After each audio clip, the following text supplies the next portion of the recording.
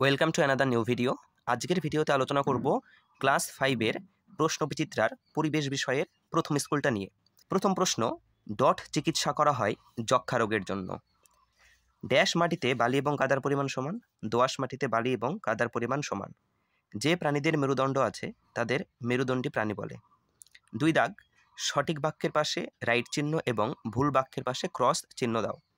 আকর্ষ হলো পরিবর্তিত পাতা, ঠিক। ক্লোরোফিলের জন্য আমাদের দেহের রং কালো হয়, ভুল, ক্লোরোফিল তো গাছে থাকে। শকুন মৃত প্রাণীর মাংস খায়, ঠিক। 3 দাগে দেখো প্রশ্ন উত্তর বলেছে অ্যানিমিয়ার লক্ষণগুলি কী কী। অ্যানিমিয়া বা রক্তাল্পতার লক্ষণগুলি হলো, যেটা অ্যানিমিয়া সেটাকে রক্তাল্পতা বলা হয়। প্রথম একটা লক্ষণ হচ্ছে নখের মাঝখানটা চামচের মতো বেঁকে যায়।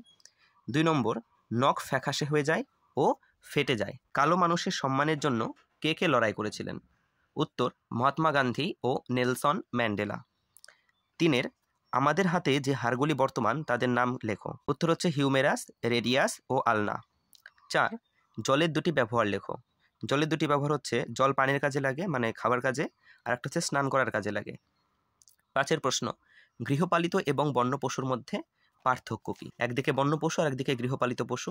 তারপরে প্রথম যে পার্থক্য সেটা হচ্ছে খাদ্য ও বাসস্থানের জন্য বন্য পশুরা মানুষের ওপর নির্ভর করে না, আর এদিকে গৃহপালিত পশুর ক্ষেত্রে হবে যে খাদ্য ও বাসস্থানের জন্য গৃহপালিত পশুরা মানুষের ওপর নির্ভর করে।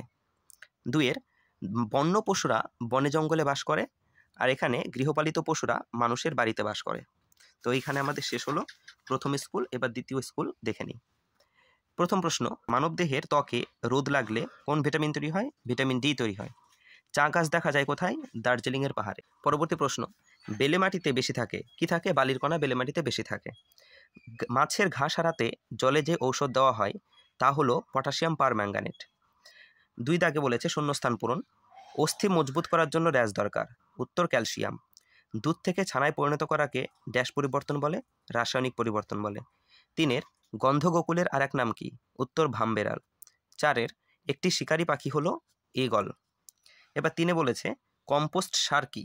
প্রকৃতির সজীব উপাদান যেমন গোবর, পচা পাতা, হাড়ের গুঁড়ো, শাকসবজির খোসা পচিয়ে যে সার তৈরি হয় তাকে কম্পোস্ট সার বা জৈব সার বলা হয়। এই কম্পোস্ট সার মানে কিন্তু জৈব সার।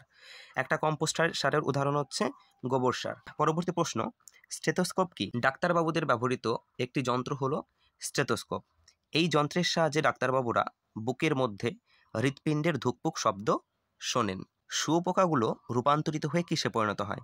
উত্তর, প্রজাপতিতে।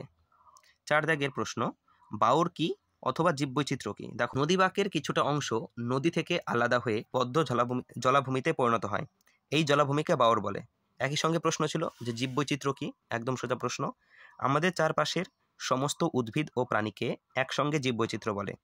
অরণ্য, সমুদ্র প্রভৃতি স্থানের জীববৈচিত্র্য বেশি হয়। তো এই হয়ে গেল আজকে 2টো স্কুল নিয়ে আলোচনা। পরবর্তী ভিডিওতে এরপরের 2টো 3-4 নিয়ে আলোচনা করব। এইভাবে মোট 20টা যে স্কুল আছে সেই স্কুল কমপ্লিট করা হবে।